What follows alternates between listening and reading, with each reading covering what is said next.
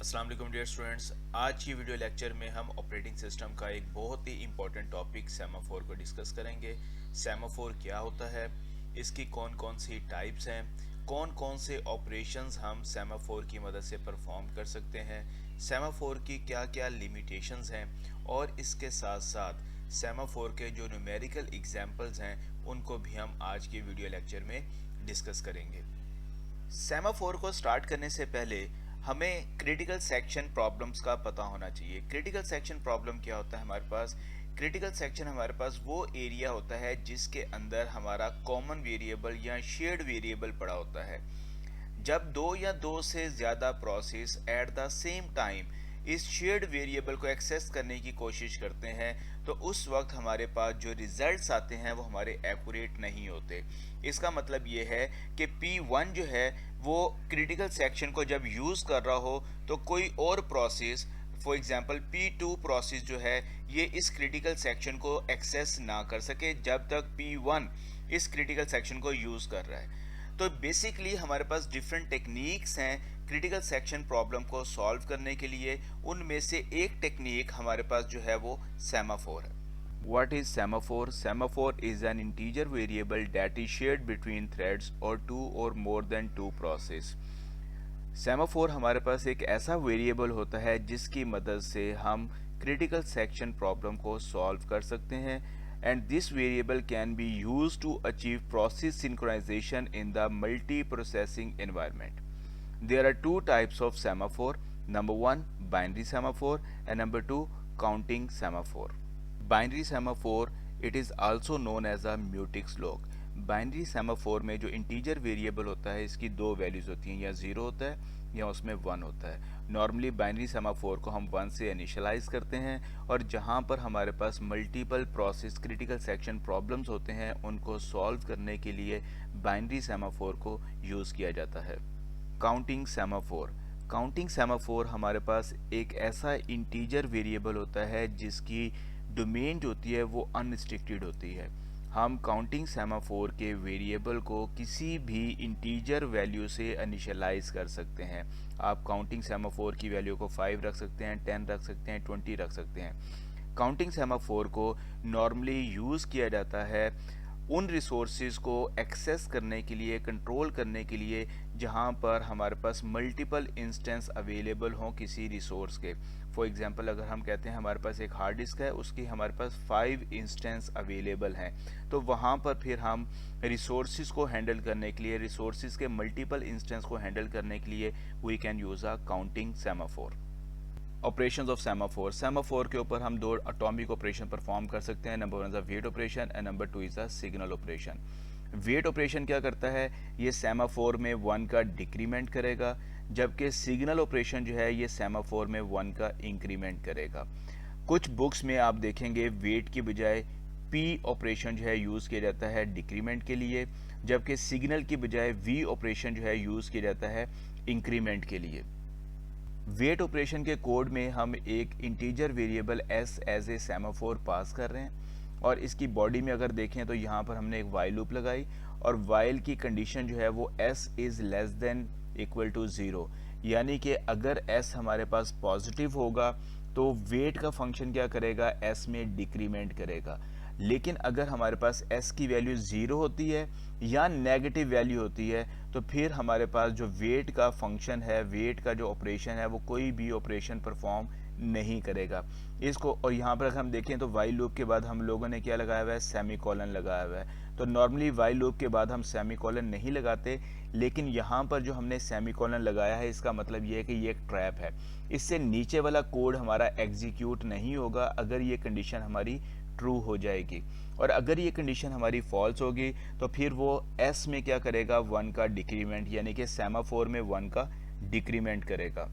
अगर हम signal operation को देखें तो सिग्नल ऑपरेशन की जो बॉडी है इसके अंदर सिर्फ और सिर्फ जो इंटीजर टाइप का सेमाफोर वेरिएबल है इसमें हम 1 का इंक्रीमेंट कर रहे हैं। तो इसका मतलब ये है कि वेट ऑपरेशन जो है वो 1 का डिक्रीमेंट करता है, जबकि सिग्नल ऑपरेशन जो है वो 1 का इंक्रीमेंट करता है। अगर हम सेमाफोर के लिमिटेशंस की बात करें तो इसमें हमारे पास एक जो लिमिटेशन इसका है वो प्रायोरिटी ट्रांसपोजिशन का है। प्रोसेस की प्रायोरिटी को सेमाफोर की मदद से हैंडल करना मुश्किल होता है। Number 2 deadlock. Number 3 operating system के लिए ओवरहेड होता है, बिकॉज जितने भी हमारे पास वेट एंड सिग्नल कॉल्स होती हैं उनका ट्रैक जो है वो ऑपरेटिंग सिस्टम को मेंटेन करना पड़ता है, जिससे ऑपरेटिंग सिस्टम का ओवरहेड जो है वो इंक्रीज होता है। अब हम सेमाफोर की कुछ एग्जांपल्स देखते हैं, न्यूमेरिकल एग्जांपल्स, कि हम सेमाफोर को किस तरीके से क्रिटिकल सेक्शन प्रॉब्लम को सॉल्व करने के लिए यूज़ कर सकते हैं। सेमाफोर की एग्जाम्पल देखें जो पास पेपर 2021 के एग्ज़ाम में आई भी हुई है, जिसमें हमारे पास प्रॉब्लम जो है इसमें 3 इंटरेक्टिंग प्रोसेस हैं और जिसमें हमारे पास 2 शेयर्ड सेमाफोर्स हैं। प्रोसेस 1, प्रोसेस 2, प्रोसेस 3, ये हमारे पास 3 इंटरेक्टिंग प्रोसेस हैं। जबकि हमारे पास जो 2 शेयर्ड सेमाफोर्स हैं, एक का नाम U है जिसको हमने इनिशियलाइज़ किया 3 से, दूसरा सेमाफोर जो है V है जिसको इनिशियलाइज़ किया 0 से। अगर हम प्रोसेस 1 को देखें तो यहाँ पर हमारे पास ये L1 एक लेबल लगा हुआ है, यहाँ पर हमारे पास वेट U है, इसके नीचे टाइप C की स्टेटमेंट है, सिग्नल V है, गो टू L1। इसी तरीके से प्रोसेस 2 में देखें तो L2 ये हमारे पास एक लेबल है, wait V, type A, type B, signal V और गो टू L2। प्रोसेस 3 को देखें तो यहाँ पर L3 हमारे पास ये लेबल है, wait V, type D, go to L3। अब यहाँ पर हमारे पास अगर हम with the help of the semaphore अगर मैं प्रोसेस 3 को एग्जीक्यूट करना चाहूँ तो यहाँ पर मेरे पास वेट V है। इसका मतलब ये है कि वेट का जो हमारे पास प्रोसेस था, जो हमारे पास ऑपरेशन था, उसके अंदर हम लोगों ने वाइल लूप लगाई हुई थी और उस वाइल लूप में हमारे पास जो सेमाफोर की वैल्यू थी अगर वो लेस देन इक्वल टू 0 होती है तो ये बेसिकली हमारे पास क्या था, वाइल लूप के अंदर हमारे पास एक ट्रैप बन जाएगा। इसका मतलब ये है कि हम इस प्रोसेस 3 की स्टेटमेंट को हम एग्जीक्यूट नहीं कर सकते, हम इससे नीचे इसका कोड एग्जीक्यूट नहीं करेंगे, यहाँ पे ये ट्रैप में फंस जाएगा। सिमिलरली अगर मैं प्रोसेस 2 को एग्जीक्यूट करना चाहता हूँ तो यहाँ पर भी मेरे पास जो पहली स्टेटमेंट लगी हुई है वो वेट V है। इसका मतलब ये है कि मैं प्रोसेस 2 की जो नीचे वाला कोड है इसको एग्जीक्यूट नहीं कर सकता।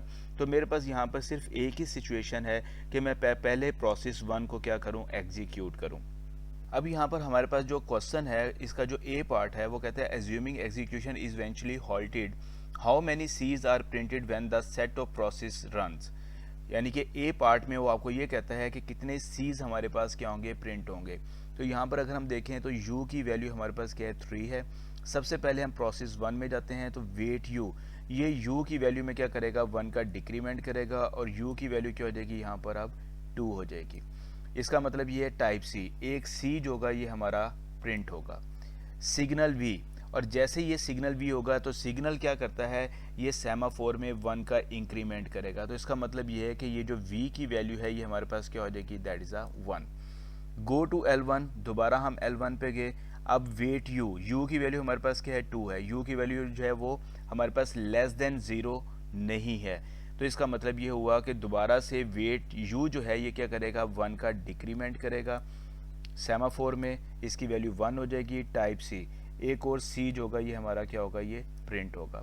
सिग्नल V, सिग्नल ऑपरेशन क्या करेगा, सेमाफोर में 1 का इंक्रीमेंट। अब आपके पास जो V वेरिएबल है इसकी वैल्यू क्या हो जाएगी, 2 हो जाएगी। Go to L1, again control कहाँ पर जाएगा, L1 पे। यहाँ पर क्या लगा हुआ है, वेट U, और अभी भी U की वैल्यू हमारे पास क्या है, 1 है और U जो है वो लेस देन इक्वल टू 0 नहीं है। तो कंडीशन ये क्या हो गई, फॉल्स हो गई। तो जब कंडीशन फॉल्स हुई तो वो क्या करेगा, U में 1 का डिक्रीमेंट और U की वैल्यू क्या हो गई, दैट इज 0। टाइप C, और एक और C क्या होगा, ये आपका प्रिंट हो जाएगा। सिग्नल V में 1 का इंक्रीमेंट होगा और V की वैल्यू क्या हो जाएगी, 3 हो जाएगी। गो टू L1, जब कंट्रोल दोबारा L1 में जाएगा, अब यहाँ पर वेट U, और यहाँ पर देखें अब हमारे पास U की वैल्यू क्या हो चुकी है, 0 हो चुकी है। तो यहाँ पर हमारे पास U is less than equal to 0, तो ये बेसिकली क्या होगा, ये ट्रैप में फंस जाएगा। ये नीचे जो आपके पास डिक्रीमेंट वाली स्टेटमेंट है वो आपकी एग्जीक्यूट नहीं होगी, यानी कि जो वेट वाला जो आपका कोड है वो एग्जीक्यूट नहीं होगा, वो ट्रैप में फंसा रहेगा। तो इसका मतलब ये है कि हमारे पास how many Cs will be printed, तो 3 Cs will be printed on a screen. अब अगर हम यहाँ से देखें तो जो हमारे पास सेमाफोर वी है इसकी वैल्यू क्या हो चुकी है, 3 हो चुकी है। इसका मतलब ये है कि हम प्रोसेस 3 को भी एग्जीक्यूट कर सकते हैं और प्रोसेस 2 को भी एग्जीक्यूट कर सकते हैं। तो यहाँ पर जो बी पार्ट है वो कहता है assuming execution is eventually halted how many Ds are printed when this set of process run. तो यहाँ पर अगर हम देखें तो डी हमारा कहाँ पे प्रिंट हो रहा है, प्रोसेस 3 में हो रहा है। तो यहाँ पर वेट वी, तो वेट वी क्या करेगा, ये जो सेमाफोर वी है इसमें 1 का डिक्रीमेंट करेगा। तो ये कंडीशन आपकी क्या हो गई, ये फॉल्स हो गई। 3 is less than equal to 0, condition false हुई। तो आपके पास जो वेट वी है ये क्या करेगा, ये वी सेमाफोर में 1 का डिक्रीमेंट करेगा, इसकी वैल्यू 2 हो गई। और टाइप डी, तो स्क्रीन के ऊपर क्या होगा, एक डी जो होगा ये प्रिंट होगा। गो टू L3, दोबारा कंट्रोल कहाँ पर जाएगा, L3 पे। फिर वेट वी, अब वो वी की वैल्यू को चेक करेगा, 2 is less than equal to 0, condition क्या हो गई, फॉल्स। तो वो क्या करेगा, वी सेमाफोर में 1 का डिक्रीमेंट, तो वी की वैल्यू क्या हो गई, 1। टाइप डी, एक और डी क्या होगा, ये आपका स्क्रीन के ऊपर प्रिंट होगा। गो टू L3, कंट्रोल दोबारा यहाँ पर आएगा, यहाँ पे फिर वेट वी। अब v की वैल्यू आपके पास क्या है, 1, 1 is less than equal to 0, again condition is false. तो वो क्या करेगा, 1 का डिक्रीमेंट करेगा v सेमाफोर में। टाइप डी, और यहाँ पर हमारे पास थर्ड डी जो होगा ये भी हमारा प्रिंट होगा। गो टू L3, अब यहाँ पर जब वेट v पे आएगा तो अब हमारे पास v की वैल्यू क्या हो चुकी है, 0, 0 is less than equal to 0। तो यहाँ पर ये हमारा जो कंट्रोल होगा वो ट्रैप के अंदर फंस जाएगा, वो नीचे नहीं आएगा। तो इसका मतलब ये है कि ये अब इन्फिनाइट टाइम ये आपकी लूप जो है ये आपकी चलती रहेगी। तो इसका मतलब ये है कि हमारे पास 3 डीज जो हैं वो हमारे स्क्रीन के ऊपर क्या होंगे, प्रिंट होंगे। तो ए पार्ट में 3 सीज प्रिंट हो रहे हैं, बी पार्ट में हमारे पास 3 डीज प्रिंट हो रहे हैं। जस्ट आपने इतना ही आंसर लिखना है, आपका आंसर जो होगा वो करेक्ट होगा। यहाँ पर अगर हम देखें तो हमारे पास एक और प्रॉब्लम है जिसके अंदर हम सेमाफोर को यूज़ नहीं कर रहे। तो ये प्रोसेस ए है, इसके अंदर हमारे पास 2 स्टेटमेंट्स है, A1 और A2। प्रोसेस बी है, इसके अंदर भी हमारे पास 2 स्टेटमेंट्स है, B1 और B2। और इन दोनों में हमारे पास एक कॉमन वेरिएबल है जिसका नाम है x, और इसकी जो इनिशियलाइज्ड वैल्यू है वो 5 है। तो यहाँ पर अगर हम प्रोसेस ए को एग्जीक्यूट करें और प्रोसेस बी को एग्जीक्यूट करें तो हमारे पास पॉसिबिलिटीज़ कौन कौन सी बनती हैं। अगर प्रोसेस ए को हम पहले चलाते हैं तो हमारे पास A1 A2, फिर प्रोसेस बी को रन करते हैं तो B1 B2। इसी तरीके से अगर मैं प्रोसेस ए की पहली स्टेटमेंट को एग्जीक्यूट करूं और यहाँ से कॉन्टेक्ट स्विच करूं प्रोसेस बी की फर्स्ट स्टेटमेंट पे, तो पहले A1 चले, फिर उसके बाद B1, फिर A2 और फिर B2। ये हमारे पास सेकंड पॉसिबिलिटी बन गई। इसी तरीके से अगर हम पहले A1 को चलाएं, इसके बाद B1 को, फिर प्रोसेस बी की स्टेटमेंट B2 को, और फिर प्रोसेस ए की स्टेटमेंट A2 को, तो ये हमारे पास थर्ड पॉसिबिलिटी बन गई। इसी तरीके से अगर हम पहले प्रोसेस बी से स्टार्ट करें तो पहले B1 एग्जीक्यूट करें, फिर इसके बाद A1 एग्जीक्यूट करें, फिर इसके बाद B2 को एग्जीक्यूट करें, फिर इसके बाद A2 को एग्जीक्यूट करें, तो ये हमारे पास फोर्थ पॉसिबिलिटी बन जाएगी। इसी तरीके से अगर हम पहले B1 को एग्जीक्यूट करें, फिर A1 को एग्जीक्यूट करें, फिर A2 को एग्जीक्यूट करें, फिर B2 को एग्जीक्यूट करें, तो ये हमारे पास फिफ्थ पॉसिबिलिटी बन जाएगी। इसी तरीके से अगर हम पहले B1 को एग्जीक्यूट करें, फिर B2 को एग्जीक्यूट करें, फिर A1 को एग्जीक्यूट करें, फिर A2 को एग्जीक्यूट करें, तो ये हमारे पास 6 पॉसिबिलिटीज़ बन जाएगी। तो इसका मतलब ये है कि अगर मैं प्रोसेस A की 2 स्टेटमेंट्स को और प्रोसेस B की 2 स्टेटमेंट्स को डिफरेंट ऑर्डर्स में एग्जीक्यूट करता हूँ तो मेरे पास 6 पॉसिबिलिटीज़ बनती हैं। अब अगर हम यहाँ पर देखें तो हमारे पास जो x वेरिएबल है ये कॉमन वेरिएबल है प्रोसेस A में भी और प्रोसेस B में भी। अगर हम इस सीक्वेंस में इंस्ट्रक्शन को एग्जीक्यूट करें, पहले A1 को, A2 को, फिर B1 को, फिर B2 को, और फिर देखते हैं हमारे पास x की क्या वैल्यू बनती है। तो यहाँ पर अगर हम देखें पहले A1 को एग्जीक्यूट करें तो x में क्या पड़ा हुआ है, 5, 5 इक्वल टू 2, तो y में क्या आ गया, 10। और फिर हम इस y को असाइन कर रहे हैं किसको, x को, तो x की वैल्यू हमारे पास क्या बन गई, x की वैल्यू अब हमारे पास है दैट इज इक्वल टू 10। इसके बाद हमने किसको एग्जीक्यूट किया, B1 को। B1 में हमारे पास क्या है जी, z is equal to x plus 1, तो 10 प्लस 1 आपके पास z में क्या वैल्यू आ गई, 11, और x is equal to z, तो x में हमारे पास वैल्यू क्या आ गई, 11। तो इसका मतलब ये है कि जब हम इस ऑर्डर में इन स्टेटमेंट को एग्जीक्यूट करते हैं तो x की वैल्यू हमारे पास क्या आती है, 11 आती है। अगर हम इस ऑर्डर में A1 B1 A2 B2 इस ऑर्डर में अगर हम स्टेटमेंट को एग्जीक्यूट करें तो फिर हमारे पास x की क्या वैल्यू आएगी। तो यहाँ पर देखें, अब x की वैल्यू हमारे पास इनिशियली क्या है, 5 है। तो जब हमने A1 को एग्जीक्यूट किया तो यहाँ पर आपके पास A1 में 5 इंटू 2 वाई में क्या आ गया, हमारे पास 10 आ गया। तो y की वैल्यू क्या होगी हमारे पास, दैट इज इक्वल टू 10। इसके बाद हमने B1 को एग्जीक्यूट किया तो B1 पे जब हम आते हैं तो यहाँ पर लिखा हुआ है z is equal to X plus 1। x में क्या पड़ा हुआ है, 5 पड़ा हुआ है। y में क्या पड़ा हुआ है, 10 पड़ा हुआ है। तो जब हमने x प्लस 1 किया तो इसका मतलब ये है कि हमारे पास z में क्या आ गया, 6 आ गया। तो जब हमने B1 को एग्जीक्यूट किया तो z में क्या वैल्यू पड़ी हुई है, 6। इसके बाद किसकी बारी आई, A2 की। तो A2 में हमने क्या किया, x is equal to Y. तो ये जो y की वैल्यू 10 है ये x में चली गई, तो यहाँ पर x की वैल्यू क्या हो गई, दैट इज इक्वल टू 10। और इसके बाद हमने किसको एग्जीक्यूट किया, B2 को। तो जब B2 को एग्जीक्यूट किया तो यहाँ पर लिखी हुई है statement x is equal to z। तो ये जो x में पहले 10 पड़ा था ये ओवरराइट हो जाएगा, अब इसकी जगह पे क्या आ जाएगा, दैट इज इक्वल टू 6। यानी कि जो z की वैल्यू है वो हम x को असाइन कर देंगे। तो इसका मतलब ये है कि हमारे पास जब हमने ये 4 स्टेटमेंट एग्जीक्यूट कर दी तो फाइनली हमारे पास जो x की वैल्यू है दैट इज इक्वल टू 6। इसी तरीके से अगर हम यहाँ पर ये जो हमारे पास स्टेटमेंट्स गिवन है A1 B1 B2 A2, अगर हम इसको एग्जीक्यूट करें तो फिर हमारे पास x की वैल्यू क्या आएगी, दैट इज इक्वल टू 10। तो यानी कि अगर इस ऑर्डर में हम स्टेटमेंट को एग्जीक्यूट कर रहे हैं तो हमारे पास x की वैल्यू क्या आ रही है, 10 आ रही है। इसी तरीके से अगर हम B1 A1 B2 A2 इस ऑर्डर में स्टेटमेंट को एग्जीक्यूट करें तब भी x की वैल्यू हमारे पास क्या आ रही है, 10 आ रही है। अगर हम B1 A1 A2 B2 इस ऑर्डर में स्टेटमेंट को एग्जीक्यूट करें तो x की वैल्यू हमारे पास क्या आ रही है, 6 आ रही है। अगर हम पहले B1 को फिर B2 को फिर A1 को फिर A2 को एग्जीक्यूट करें तो x की वैल्यू हमारे पास क्या आ रही है, 12 आ रही है।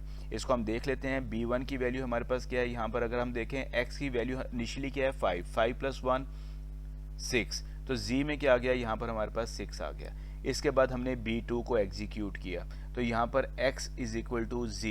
तो x में वैल्यू क्या आ गई, दैट इज इक्वल टू 6। इसके बाद हमने A1 को एग्जीक्यूट करना है तो x में क्या पड़ा हुआ है, 6 इंटू 2। तो यहाँ पर y में क्या आ गया, दैट इज इक्वल टू 12। और यहाँ पर जो A2 स्टेटमेंट है ये y की वैल्यू को असाइन कर रहा है किसको, x को। तो यहाँ पर भी हमारे पास क्या आ जाएगा, दैट इज इक्वल टू 12। तो इसका मतलब ये है कि इनिशियली हमारे पास जो x की वैल्यू है इस सीक्वेंस में अगर स्टेटमेंट को एग्जीक्यूट करते हैं तो x की वैल्यू हमारे पास क्या है, 12 है। तो यहाँ पर इन दोनों प्रोसेस में हमने सेमाफोर को अप्लाई नहीं किया, हमने जस्ट प्रोसेस A की स्टेटमेंट को और प्रोसेस B की स्टेटमेंट को डिफरेंट ऑर्डर्स में एग्जीक्यूट किया और ये देखा कि हमारे पास x की पॉसिबल वैल्यूज कौन कौन सी आ सकती हैं। प्रीवियस एग्जाम्पल को हमने थोड़ा सा मॉडिफाई किया, इसके अंदर हम लोगों ने शेयर्ड बाइनरी सेमाफोर को यूज़ किया। यानी कि प्रोसेस ए, इसमें भी हमारे पास 2 स्टेटमेंट्स हैं A1 A2 जिस तरह प्रीवियस एग्जाम्पल में थी। सिमिलरली प्रोसेस बी, इसमें हमारे पास 2 स्टेटमेंट्स हैं B1 और B2।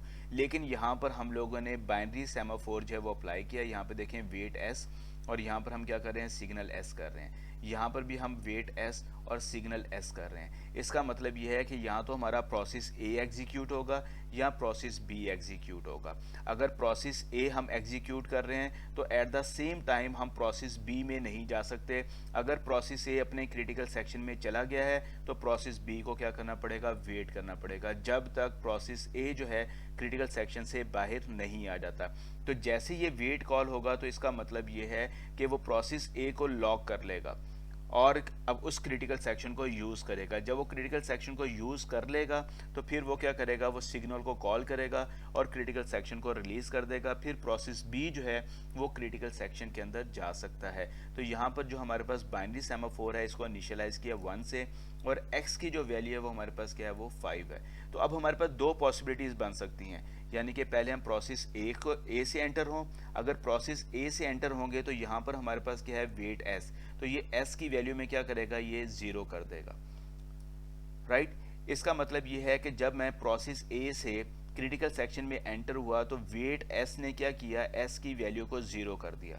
और एट द सेम टाइम अगर प्रोसेस B जाना चाह रहा है तो यहाँ पर वेट S होगा। वेट S के अंदर हमारे पास क्या होगा, यहाँ पर वाइल लूप लगी होगी और वहाँ पर कंडीशन लगी होगी S is less than equal to 0।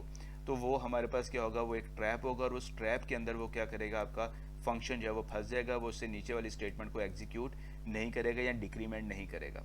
तो इसका मतलब ये है कि एक वक्त में एक ही प्रोसेस जो है वो अपने क्रिटिकल सेक्शन में जा सकता है। तो एक पॉसिबिलिटी ये है कि हमारे पास क्या स्टेटमेंट एग्जीक्यूट हो, A1 A2, और उसके बाद जैसे सिग्नल एस हुआ, यानी कि प्रोसेस ए ने A1 A2 को एग्जीक्यूट कर लिया, उसके बाद जब इसने सिग्नल किया तो यहाँ पर हमारे पास सेमाफोर की वैल्यू क्या हो गई, 1 हो गई, क्योंकि सिग्नल क्या करता है, 1 का इंक्रीमेंट। अब इसका मतलब यह है कि प्रोसेस बी जो है वो क्रिटिकल सेक्शन में जा सकता है। जैसे ये वेट एस आएगा तो यहाँ पर एस की वैल्यू दोबारा से क्या हो जाएगी, 0 हो जाएगी, और इसके बाद हमारे पास क्या एग्जीक्यूट होगा, B1 B2, और उसके बाद दोबारा से वो क्या करेगा, सिग्नल एस, तो यहाँ पर हमारे पास एस की वैल्यू, सेमाफोर की वैल्यू क्या हो जाएगी, 1 हो जाएगी।